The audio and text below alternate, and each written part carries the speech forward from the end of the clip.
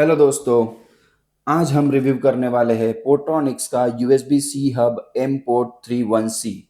आज हम इसका स्पीड टेस्ट भी करेंगे और वीडियो के एंड तक ये डिसाइड करेंगे कि आपने इसको इस प्राइस पॉइंट में खरीदना चाहिए कि नहीं। तो चलिए शुरू करते हैं। इसको पहले अनबॉक्स कर लेते हैं, देखते हैं हमें बॉक्स में क्या क्या मिलता है।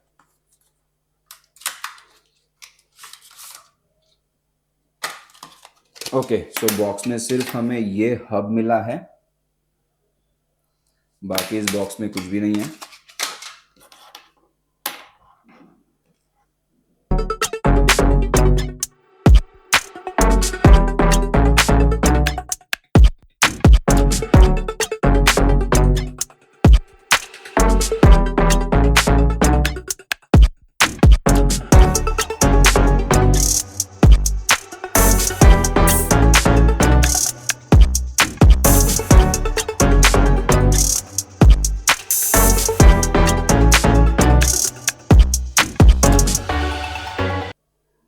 ओके, तो बात कर लेते हैं इसकी बिल्ड क्वालिटी की।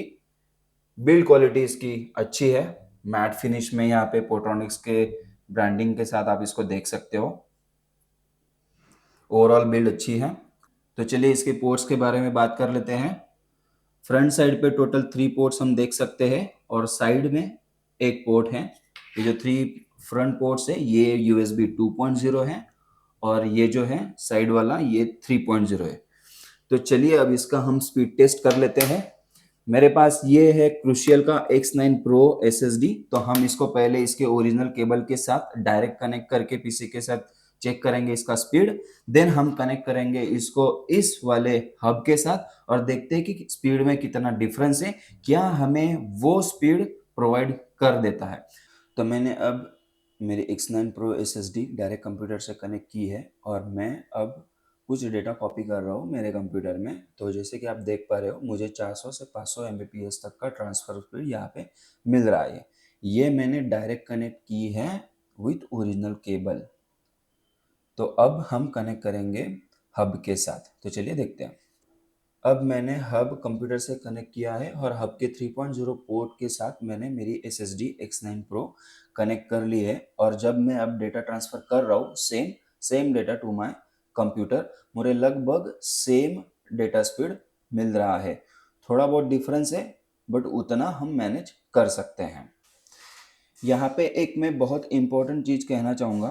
डेटा ट्रांसफ़र स्पीड आपके 4 इंपॉर्टेंट मेन फैक्टर्स पे डिपेंड करता है। आपका source storage location, destination storage location and आपके मिडल पोर्ट्स जहाँ पे आपका SSD या फिर कोई भी एक्सटर्नल स्टोरेज कनेक्टेड है।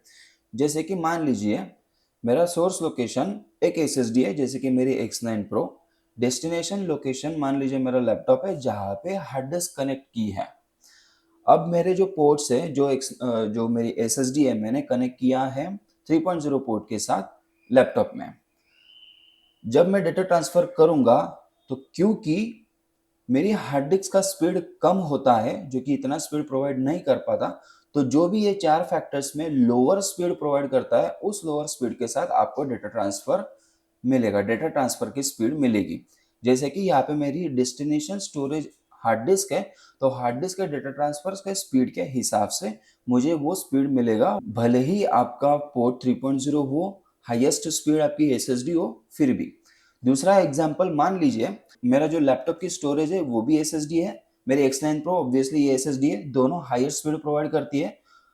अब जब मैं डेटा ट्रांसफर करूंगा लैपटॉप के USB 2.0 के साथ मैंने वो SSD कनेक्ट की है। अब इस केस में जो मेरे लैपटॉप पोर्ट है क्योंकि वो 2.0 है, भले ही आपके दोनों SSD वो हायर स्पीड को प्रोवाइड कर रहा है लेकिन आपने उसको USB 2.0 में कनेक्ट किया है, तो इस वजह से वो 2.0 पोर्ट आपको स्पीड प्रोवाइड करता है, उसी स्पीड से डेटा ट्रांसफर होगा। अगर हम पोर्ट के हिसाब से स्पीड देखेंगे तो आपका USB 2.0 आपको मैक्सिमम 60 Mbps तक का स्पीड प्रोवाइड करता है। 3.0 आपको 600-700 Mbps तक का स्पीड प्रोवाइड करता है। अगर आपको 3.1 या फिर 3.2 जनरेशन हो तो ये लगभग 1 Gbps तक जा सकता है। ओके, तो ये हो गई हमारे स्पीड की बात। अब बात कर लेते हैं इसके प्राइस पॉइंट पे। फिर तो मैंने इसको अमेज़न से बाय किया था 279 रुपीज़ में, जो कि मुझे वर्थ इट लग रहा है। 279 के प्राइस पॉइंट पे मैंने एक्सप्लोर किया दूसरे प्रोडक्ट्स को भी, मुझे ऐसा कुछ मिला नहीं। हाँ, जस्ट एक्सपेक्ट कर रहा था कि अगर 3.0 पोर्ट्स के साथ, एक पोर्ट के साथ एक और पोर्ट मुझे अगर 3.0 का मिल जाता तो ठीक रहता।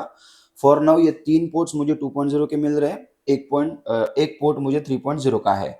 तो यहाँ पे आप दूसरे डिवाइसेस कनेक्ट कर सकते हैं, जैसे माउस हो या फिर कीबोर्ड हो, और ये पोर्ट को आप डेटा ट्रांसफर के लिए यूज कर सकते हैं।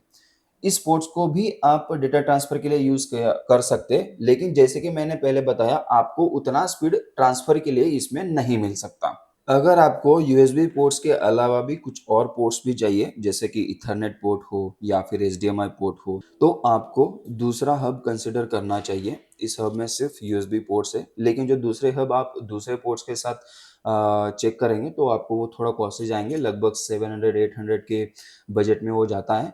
तो 279 के बजट में अगर आपको सिर्फ एक्सटर्नल डिवाइस है, जैसे यूएसबी कीबोर्ड हो या फिर डेटा ट्रांसफर के लिए एक पोर्ट अगर आपके लिए सफिशिएंट है, तो ये मुझे लगता है कि ये आपके लिए वर्थ इट है, क्योंकि इसकी बिल्ड क्वालिटी भी मुझे अच्छी लगी है। तो दोस्तों, इस वीडियो में इतना ही। अगर वीडियो हेल्पफुल लगा हो तो लाइक ज़रूर करना, सब्सक्राइब करके जाना, फ्री है। कमेंट में बताओ नेक्स्ट कौन सा प्रोडक्ट देखना चाहोगे। तो चलो मिलते हैं नेक्स्ट वीडियो में।